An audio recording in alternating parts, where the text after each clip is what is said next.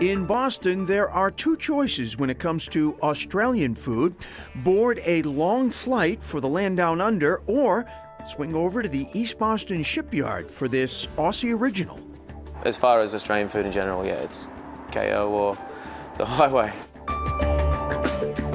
KO Pies fills a niche Sam Jackson discovered when he sailed into town 13 years ago. There were no meat pies. It became apparent that somebody had to, and it might as well be me. So Jackson set up shop first in South Boston and then in the rapidly expanding Shipyard, where his handmade pies have a faithful following, a true taste of Australia. Almost. You got to be bigger in America. Got to do that. Australia has a really weird law about how much meat by law has to be in them, and it's pretty pathetic. It's about 30% by volume has to be meat. I'd say ours are about 80% meat. Big seller, braised lamb shank. Which, you know, for us is a very important thing to use Australian lamb, because for us growing up in Australia, lamb was probably the primary meat that we used. And then there's the curried vegetable pie, and meat eaters love it. It's become something that a lot of our mates that come in that eat meat, they just want a pie that's full of veggies. For daring mates, there's this, the floater, a pie topped with mashed potatoes, minted pea puree, and, wait for it, gravy. When it goes out to a table, it sort of catches everyone's attention and they're like, wow, I need one of those. Without a doubt, this is the thing that put us on the map. That and March 14th, the day math mavens celebrate Mathematical Pi Day. Not this pie, this one, the symbol denoting the infinite number 3.14.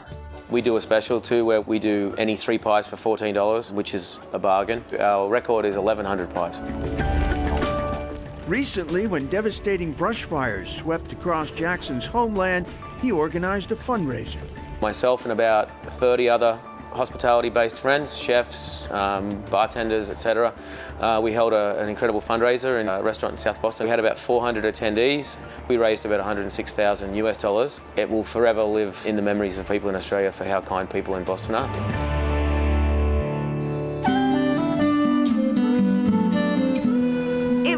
A cozy corner amidst the glass and steel of today's modern Kendall Square.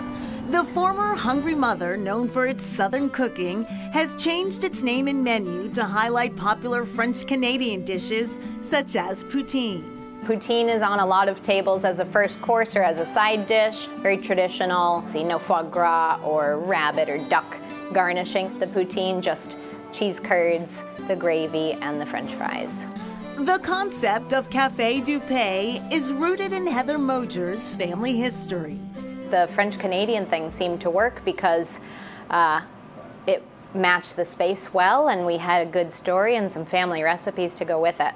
Moger's maternal great-grandparents never made it to New England like so many others who came to work in the mills, but their traditions live on. My family makes tourtière, the meat pie, at Thanksgiving, Christmas, and New Year's, which is pretty traditional. We, at my house, make it with pork and veal, but here at the restaurant, we're doing it a little more chefy with venison. Served not just during the holidays. Pretty sure the older French Canadians would be rolling over in their graves to know that we're serving meat pie in July. Oh yeah.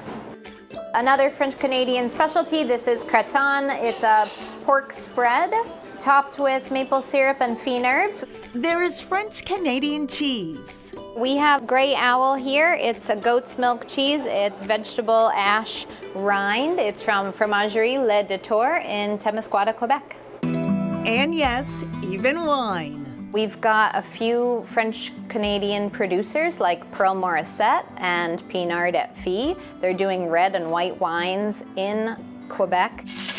At the bar, cocktails are poured in the spirit of Northern comfort.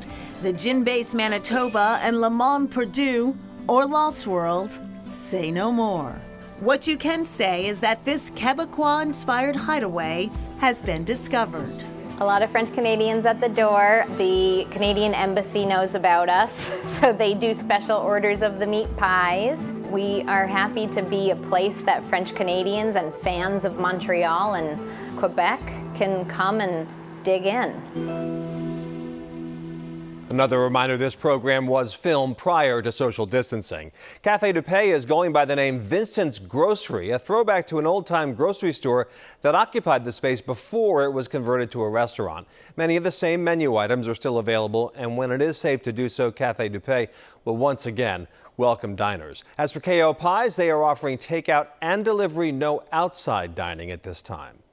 Coming up, a culinary visit to Venezuela.